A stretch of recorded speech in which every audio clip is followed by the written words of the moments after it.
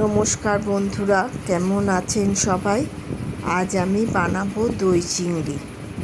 এই দই চিংড়ি বানানোর জন্য আমি চিংড়ি মাছগুলো ভালো করে কেটে ধুয়ে নুন হলুদ মাখিয়ে রেখেছি। আর এদিকে কড়াতে সাদা তেল গরম করে এবার চিংড়ি মাছগুলো এপিট ওপিট করে হালকা করে ভেজে নেব। চিংড়ি মাছ কিন্তু বেশি ভাজবেন না, তাহলে শক্ত হয়ে যায়। হালকা করে ভেজে তুলে রাখবো।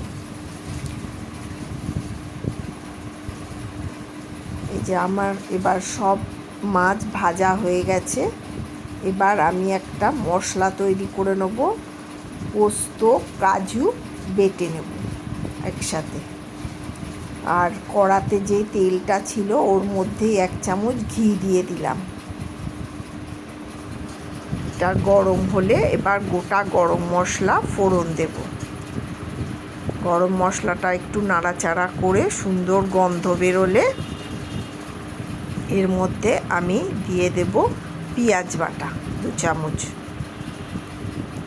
পেঁয়াজটা একটু নাড়াচাড়া করে ভাজা ভাজা করতে হবে। আমার এই রান্না যদি আপনাদের ভালো লেগে থাকে তাহলে আমার চ্যানেলটা একটু সাবস্ক্রাইব করে দেবেন। আর আপনারা এইভাবে বানিয়ে খেয়ে আমাকে কমেন্টে জানাবেন কেমন লাগলো। পেঁয়াজটা ভাজা ভাজা হয়ে গেছে। এবার আমি একটু রসুন, আদা আর কাঁচা লঙ্কা বাটা দেব। দিয়ে আবার ভালো করে মশলাটা কষিয়ে নেব। মশলাটা কিছুক্ষণ কষানো হয়ে গেলে আমি এর মধ্যে পোস্ত আর কাজু বাটাটা দিয়ে দেব।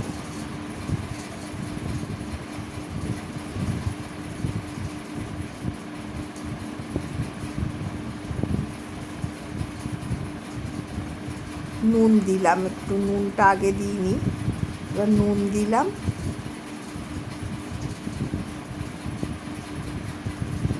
এই রান্নাটা কিন্তু আমি আর হলুদ দেব না, চিংড়ি মাছেই যা হলুদ মাখিয়ে ভেজেছিলাম।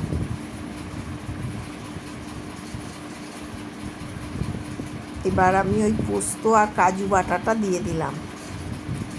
দিয়ে ভালো করে মশলার সাথে মিশিয়ে নেব।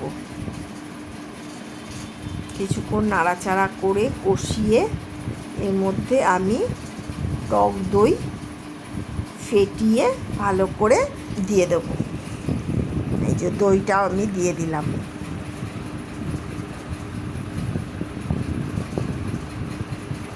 দিয়ে ভালো করে মশলাটা কষাতে হবে। এই রান্নাটা ভাত পোলাওয়ের সাথে খুব ভালো খেতে লাগে। রুটি পরোটা দিয়েও আপনারা খেতে পারবেন। বাটিটা ধুয়ে আমি অল্প জল দিয়ে দিলাম। এবার একটু চিনি দেব। এই চিংড়ি মাছে একটু চিনি দিলে ভালো লাগে খেতে, একটু মিষ্টি মিষ্টি হবে।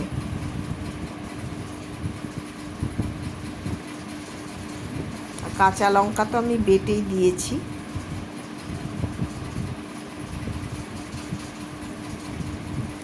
এবার চিংড়ি মাছগুলো দিয়ে দিলাম।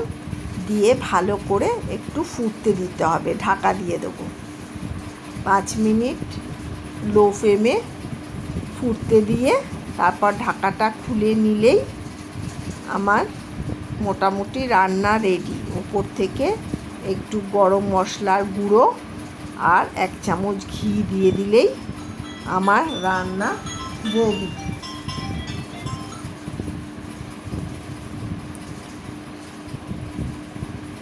এই যে গরম মশলার গুঁড়ো দিয়ে দিলাম আর ঘি দেব। 1 চামচ ঘি দিয়ে দিলেই আমার দই চিংড়ি একদম রেডি খাওয়ার জন্য।